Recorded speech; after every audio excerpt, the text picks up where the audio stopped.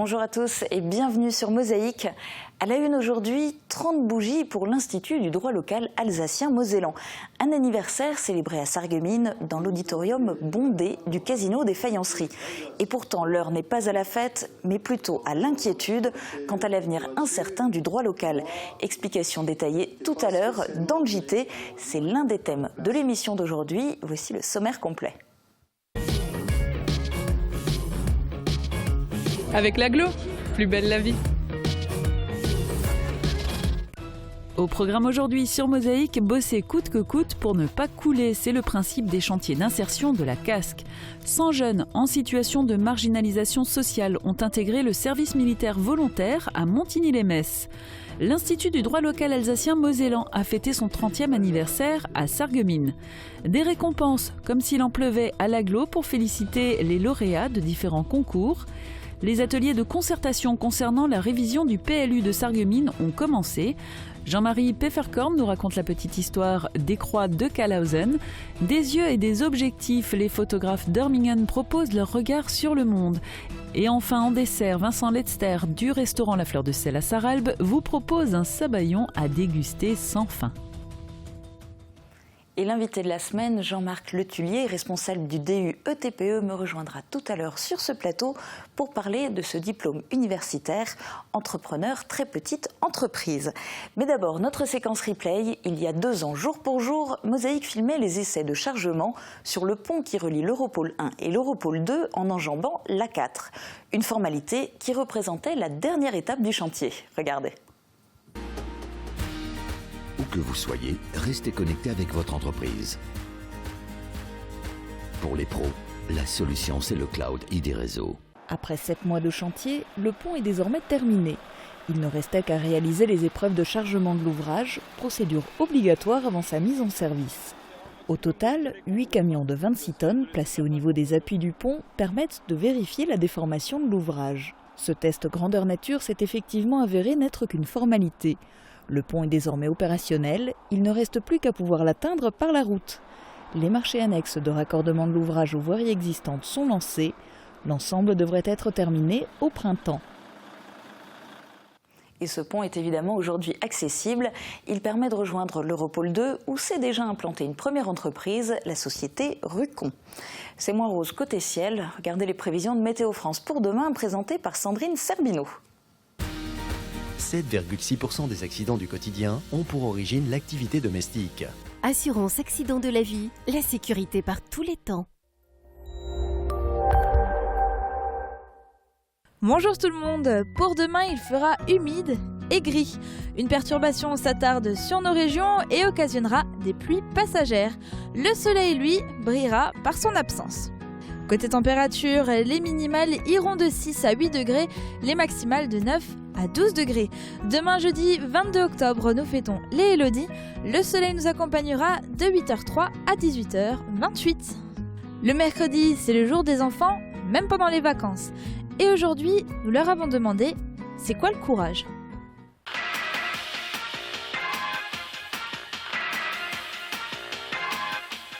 C'est quoi être courageux ? C'est faire quelque chose qui est un peu...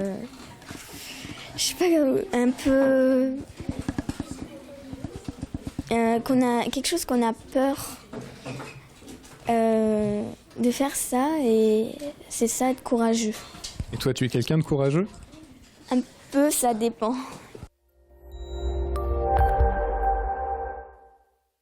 Je parraine un ami et tout le monde y gagne. Mon filleul, ma banque et moi. Au Crédit Mutuel, un client satisfait rayonne. À la une du Républicain Lorrain aujourd'hui, en page régionale, première cuvée de sommeliers européens. C'était hier à Königsmacker. Après 10 ans de lutte, des passionnés d'œnologie ont réussi à faire valider le certificat de sommelier européen. Dans l'édition de Saint-Avold, un titre marquant à la une, « À mon bébé que je n'ai pas connu ». 2 ans se sont écoulés et Lorraine n'a toujours pas pu faire le deuil de son petit Owen, mort-né à 3 semaines du terme. Aujourd'hui, elle ressent le besoin de parler pour faire vivre son enfant. Enfin, en page locale, un projet bio récompensé à Schopperten. La ferme du Vieux Poirier est lauréate du concours Ferme d'avenir pour son projet d'élevage d'écrevisses. L'actu du secteur en images, voici le JT de Mosaïque.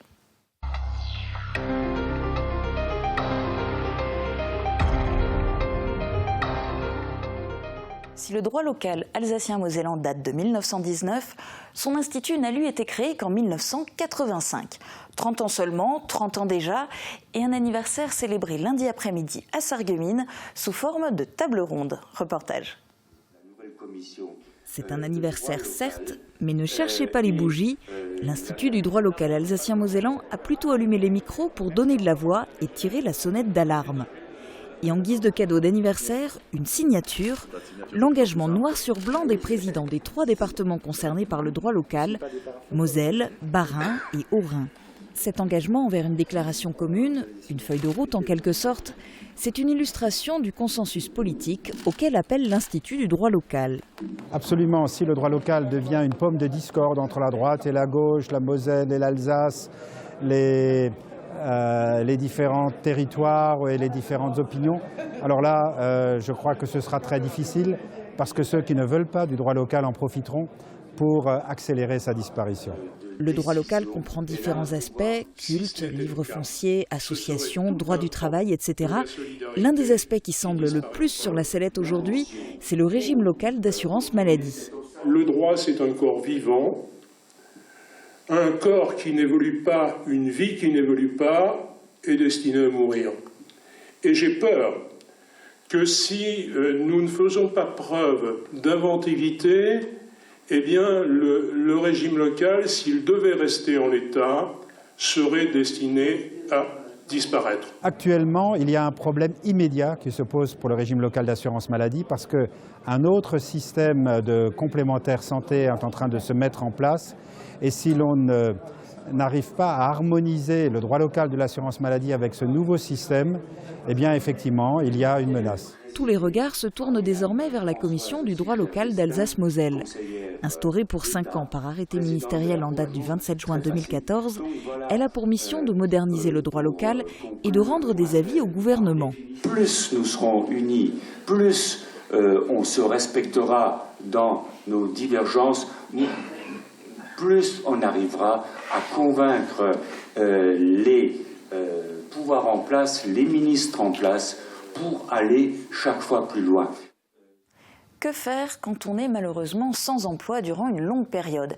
Eh bien justement, il ne faut surtout pas rester chez soi à ne rien faire. Une des pistes à explorer, ce sont les chantiers d'insertion. La Casque a lancé l'initiative, nettoyage de bâtiments, peinture, élagage. Une vingtaine de chantiers sont en cours sur toute l'agglomération et 18 demandeurs d'emploi ont adhéré à ce projet. But ultime, garder des horaires et des habitudes de travail et surtout reprendre confiance. Reportage de Xavier Descamps. Un coup de pinceau, synonyme de coup de pouce. Comme disent 7 de ses collègues sans emploi, Jonathan a intégré un chantier d'insertion chapeauté par la communauté d'agglomération de Sarreguemines-Confluence. Le but n'est pas seulement d'apprendre un métier, mais plutôt de se refamiliariser avec le monde du travail. Ça remet un rythme de vie, vous devez vous lever le matin, voilà, avoir des objectifs, les atteindre, et puis voilà, ça permet du coup d'être dans un certain rythme. Ces ouvriers viennent de tous les horizons professionnels et ont parfois un parcours un peu chaotique. Alors, ces chantiers d'insertion ont avant tout un rôle social. Bosser pour ne pas tourner en rond, garder un pied dans le milieu professionnel et surtout avoir de nouveau confiance en ses capacités. Ils ont perdu le goût de revenir travailler, le goût de retravailler en équipe. Et le fait de retrouver un esprit de travail, un esprit de chantier, des collègues de travail, aujourd'hui ça leur redonne envie de se lever le matin et puis de se battre pour retrouver du boulot et de se réinsérer dans la vie tout court. Les chantiers ont été lancés en août dernier et déjà les encadrants, les tuteurs techniques sentent la différence et voient des résultats dans les comportements. Si on recommence un boulot, voilà, c'est normal, on a quelques appréhensions. Mais au bout de quelques jours, voilà, ça passe très très bien et on ressent très bien les évolutions des personnes. Les personnes reprennent confiance en soi, prennent des initiatives. C'est le but, il faut qu'un éventuel employeur puisse les recruter. Voilà. Et on va faire un saut au château, d'accord? Ça marche. Les chantiers sont variés et permettent aux ouvriers en insertion d'ouvrir leurs horizons, se reconvertir ou tout simplement ajouter une ligne supplémentaire sur le CV. Étant donné mon parcours professionnel, j'ai un petit parcours, je suis jeune, donc j'ai profité de cette offre, cette occasion pour pour avoir une validation d'acquis, quoi. C'est un deal gagnant-gagnant. Les ouvriers sont payés au SMIC horaire, mais en contrepartie, ils doivent prouver aux tuteurs qu'ils sont de leur côté en recherche active d'emploi. Il faut qu'ils mettent tout en œuvre pour lever les freins qu'ils ont par rapport à l'emploi. Donc ils doivent s'y investir, ils remplissent des fiches démarches. Enfin, il faut qu'ils nous prouvent qu'ils font tout pour avancer. Et ils le font. Et pour épauler les ouvriers dans leurs recherches, ils peuvent notamment participer à des sessions spécifiques où ils travaillent leur CV ou apprennent tout simplement à démarcher les sociétés. Et nous nous intéresserons justement à ces fameuses sessions TRE, travail de recherche d'emploi, demain dans le JT. Une réorientation sous l'uniforme. 100 jeunes en situation de marginalisation sociale ont intégré le service militaire volontaire à Montigny-lès-Metz. Au programme, une formation professionnelle, scolaire et civique afin d'augmenter les chances pour ces jeunes d'accéder à un emploi durable. Reportage de Christophe Ladenberger. Chaque année, de nombreux jeunes sortent malheureusement du système éducatif sans diplôme ni qualification. En s'inspirant du dispositif du service militaire adapté proposé à de jeunes Français, la Défense, conformément à la demande du président de la République, met en œuvre à titre expérimental pour une durée de 2 ans 3 centres SMV, service militaire volontaire, dont un en Lorraine, à Montigny-lès-Metz. Pendant 6 mois à 8 mois, ce sont les statuts des volontaires stagiaires. On leur propose un certain nombre de filières de formation, notamment en agent d'entretien du bâtiment, dans la restauration, la sécurité, la logistique, et puis un certain nombre de volontaires techniciens qui sont formés pour un peu plus tard encadrer les autres volontaires stagiaires qui arriveront dans d'autres incorporations. Un projet qui propose à des hommes et des femmes de 18 à 25 ans un parcours individualisé, axé sur l'apprentissage des règles de vie en collectivité et en entreprise, mais également axé sur la formation professionnelle. Mon fils a arrêté l'école à 16 ans, donc il était déscolarisé. Bon, ces derniers temps, il a eu un peu de perte de repères. Moi, je ne cache pas les choses, c'est comme c'était. Donc voilà, donc ça c'était vraiment pour moi, quand on a appris que cette formation allait avoir lieu, pour moi, c'était quand même une bonne occasion pour lui de se réinsérer, de se remettre dans une voie professionnelle, quoi. Une formation qui comprend une phase initiale de formation à la vie en collectivité dans un cadre militaire, avec le mode de vie militaire, en tenue, en caserne, afin de se réapproprier certaines règles simples, comme le vivre ensemble, l'hygiène, la ponctualité ou l'esprit d'équipe. La deuxième phase sera plus axée sur l'apprentissage et directement orientée vers le métier choisi par le stagiaire, comme la restauration, la logistique, les espaces verts ou encore la sécurité. De nombreux collaborateurs interviennent dans la mise en place de ce SMV, l'éducation nationale, les missions locales, Pôle emploi, l'AFPA, quelques entreprises et bien évidemment les services de la défense. Il y en avait pour petits et grands. Les lauréats de différents concours organisés par la communauté d'agglomération Sarreguemines-Confluence viennent de recevoir leur récompense. Un moment de réjouissance auquel a assisté Guillaume Dumonteil. Cette petite fille a tout compris. Elle vient de recevoir son prix et désormais, c'est elle qui applaudit les lauréats. Ils sont 26 à obtenir ce soir une récompense. 10 enfants qui ont répondu correctement aux jeux proposés dans le numéro 40 du Sarre-et-Blise, 10 visiteurs qui ont trouvé les bonnes réponses à un quiz sur le château, et 3 autres qui ont, lors de la même journée du 20 septembre, su déterminer quels seraient les 3 épouvantails classés aux 3 premières places lors du concours proposé par la Casque. Pour cette dernière compétition de sculpture effrayante, la victoire est revenue à la commune de Vousvillers qui devance sur le podium celle de Silsheim et de Lixin-les-Roulins. À Sarreguemines, l'opération PLU a commencé. 2 ateliers de concertation viennent de se dérouler. Ils ont permis aux habitants de différents quartiers de la ville de dire tout ce qu'ils avaient sur le cœur, que leurs préoccupations soient liées directement à l'urbanisme ou pas. Plus d'informations dans ce reportage de Jean Birkel et Guillaume Dumonteil. S'installer dans la zone industrielle. Le but de la réunion de ce soir, c'est de vous donner la parole, de vous écouter et de savoir comment vous voyez la ville de Sarreguemines, comment vous voyez son avenir, quelles sont vos attentes, quelles qualités vous trouvez à la ville, quels inconvénients vous y trouvez. Libre antenne donc pour les habitants des secteurs de Neunkirch, Volperswiller et de l'Almente. Ils ont pu discuter en présence uniquement des chargés d'études, des oreilles attentives qui serviront d'intermédiaires par la suite. Nous, on s'engage en tous les cas à porter votre parole auprès des élus. Les participants ont donc pu donner leurs avis sur Sarreguemines. Il reste une exploitation agricole à Neunkirch et je souhaite que cette exploitation puisse rester Au cours de cet atelier, différentes thématiques ont été abordées. Il a notamment été question d'environnement, de commerce ou encore de circulation et de sécurité. La voiture apparaît vraiment comme un outil de séparation qui va entraver le bon vivre ensemble. Certains participants souhaitent que les espaces partagés disparaissent au profit de secteurs exclusivement piétonniers. 2 ateliers de concertation ont déjà eu lieu. Il en reste un 3e qui se déroulera le mardi 3 novembre au Casino des Faïenceries. Il concernera en priorité les habitants du centre-ville. Ces ateliers font suite à une première réunion publique qui a permis de présenter la démarche de révision du PLU. Un document qui sert à établir un projet global d'urbanisme et d'aménagement sur le territoire de la commune, en fixant en conséquence les règles générales d'utilisation du sol. Sa révision est une démarche longue qui va demander environ 2 années, rien que pour l'étude. Un peu de douceur dans ce monde de brut. Dans le cadre de la 9e édition de Lire en Fête, partout en Moselle, 2 comédiennes de la compagnie Les Volubiles ont raconté et joué aux spectateurs de belles histoires où il était question d'amour. Voyez plutôt ce reportage de Guillaume Dumonteil. Alors elle l'attrape, elle l'approche de sa bouche et elle l'embrasse. Mais là, il ne se passe rien.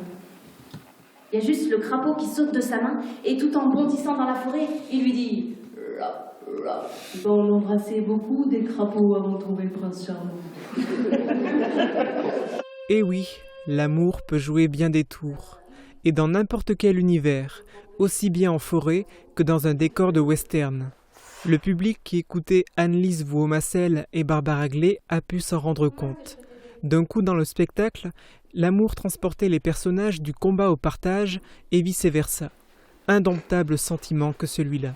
But I hope and pray you'll be mine someday, even though each other, you and me. Et à 2, c'est mieux, y compris lorsqu'il s'agit de parler du diplôme entrepreneur de très petites entreprises. Jean-Marc Letellier, bonjour. Bonjour. Alors vous êtes le responsable de ce diplôme universitaire. Un diplôme universitaire entrepreneur, très petite entreprise, ça sert à quoi ? Alors ça sert à former les personnes qui seraient désireuses de créer une entreprise, une activité, qui sont porteuses donc d'un projet, de les aider à concrétiser ce projet en les formant sur l'ensemble des matières. Et on sait que la création d'entreprise, c'est un exercice complexe, difficile et sur lequel il faut se préparer absolument. Alors vous évoquez l'ensemble des matières. Concrètement, comment se passe cette formation ?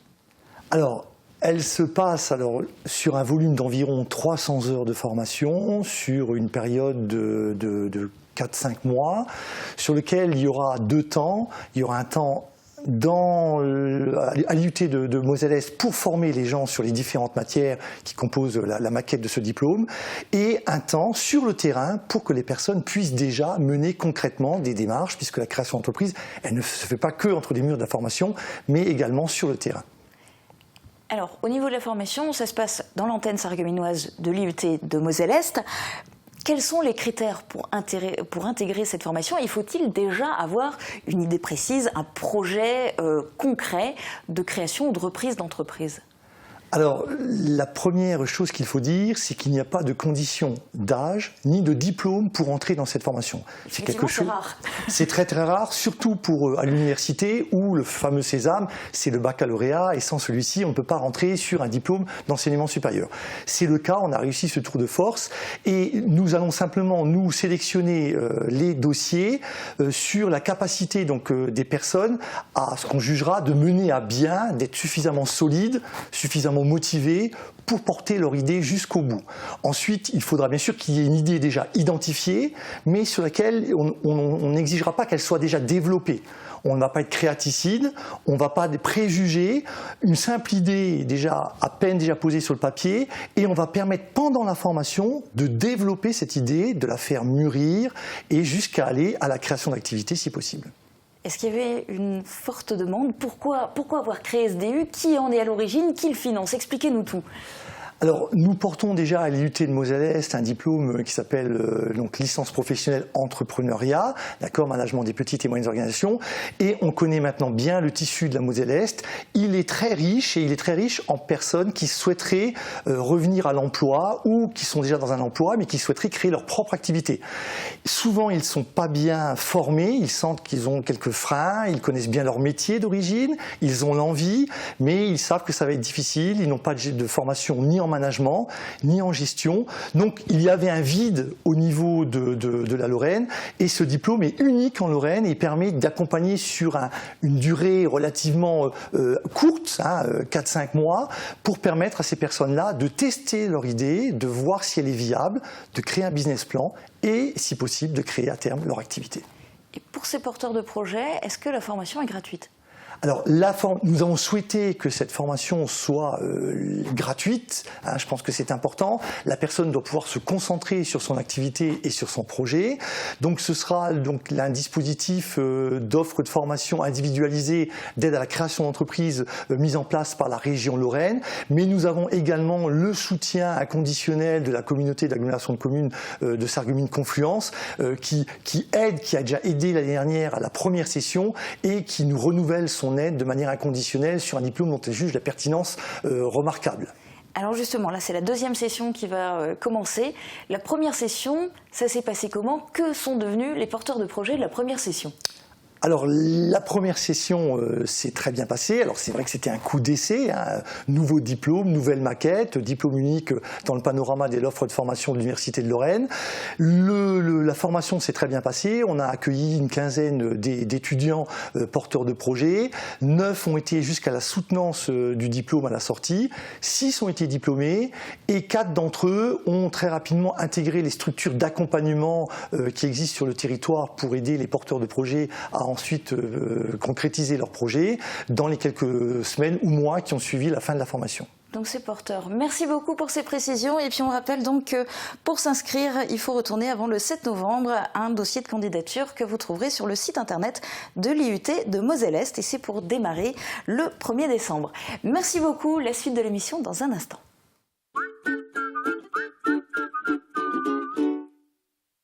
Pour un déguisement d'enfer, Festivité à Sarreguemines.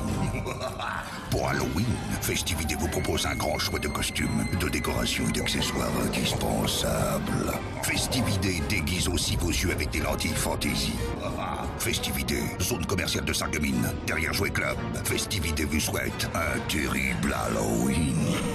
Festivité, Festivité, des idées toutes faites.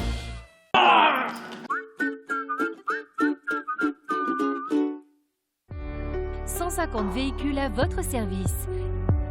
AVS. Notre métier, vous accompagner.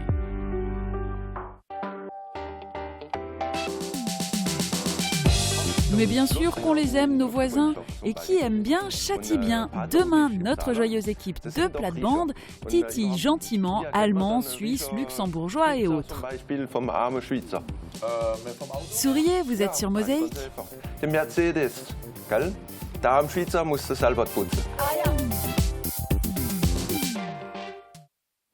Les croix et calvaires du secteur Mosaïque vous en montrent régulièrement dans la petite histoire. Il faut aussi pouvoir les entretenir et c'est la mission que se sont fixés les membres de l'association historique de Calouze, dont Jean-Marie Pefferkorn. Le premier travail a déjà été de les recenser.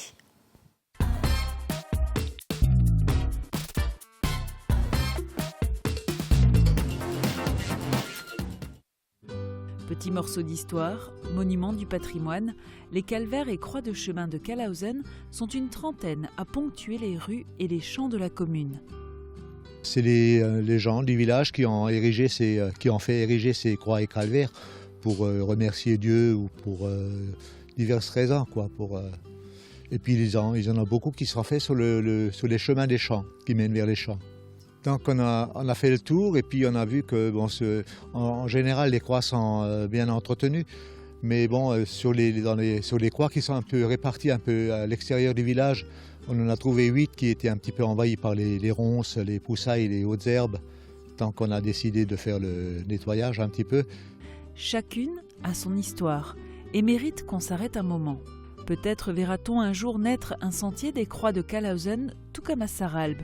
En attendant, Jean-Marie et d'autres bénévoles de la HK veillent à leur préservation. C'est une des associations d'amateurs de photographie du secteur qui nous accueille aujourd'hui dans la rubrique Tendance Agriculture. À Hurmingen, ils sont une quarantaine à se réunir 2 fois par mois pour regarder, décortiquer et analyser les clichés proposés par les membres.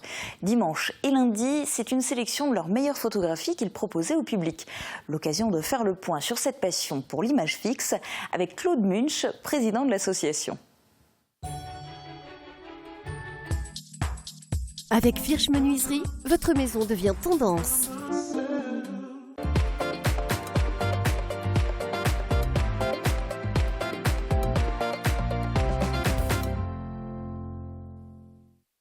Une bonne photo raconte toujours une histoire.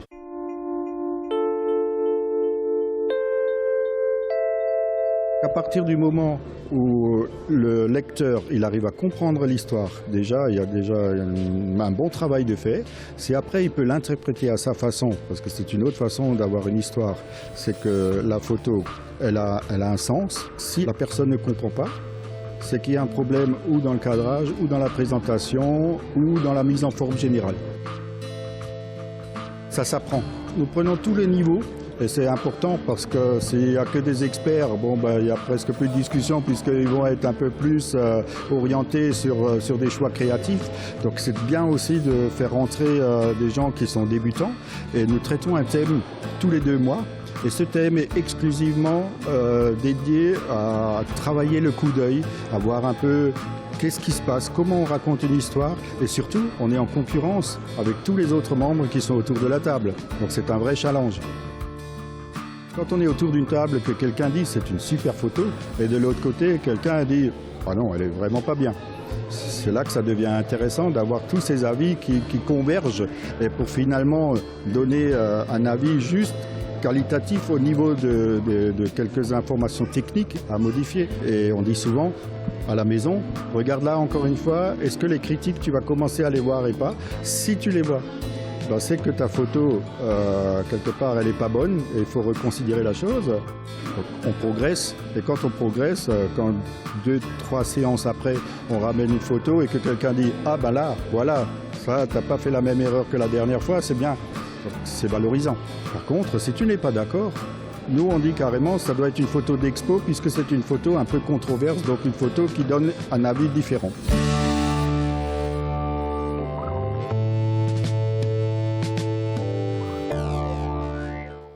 Et pour le dessert, on va à Sarralbe.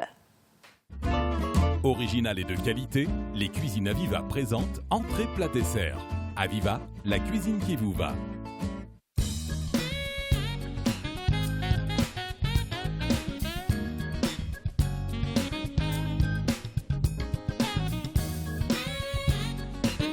Bonjour, cette semaine en dessert je vous présente l'assiette de fruits rouges avec un sabayon, très simple à faire.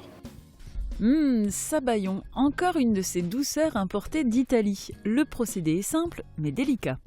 Battez les œufs et les jaunes avec le sucre, ajoutez le vin blanc, mélangez et mettez sur feu doux.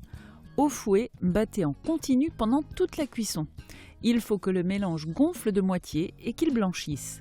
Lorsqu'il épaissit et que vous commencez à voir le fond de la casserole, retirez du feu et de la casserole pour arrêter la cuisson. Dans un ramequin de votre choix, mettez au fond une tranche de brioche, quelques fruits rouges et couvrez de sabayon. Pour une belle finition, on peut saupoudrer de cacao comme en Italie ou travailler comme pour une crème brûlée, un peu de sucre et un coup de chalumeau à servir aussitôt. Pour réaliser ce dessert pour 4 personnes, il vous faudra 4 jaunes d'œufs, 2 œufs entiers, 4 cuillères à soupe de sucre, 4 cuillères à soupe de vin blanc, des fruits rouges ou tout autre fruit de saison et de la brioche en tranches. Donc le petit conseil du jour pour le sabayon, moi j'ai utilisé un peu du Riesling, du vin sec, mais on peut passer au Porto blanc ou bien à un Sauterne, voilà. Bon appétit.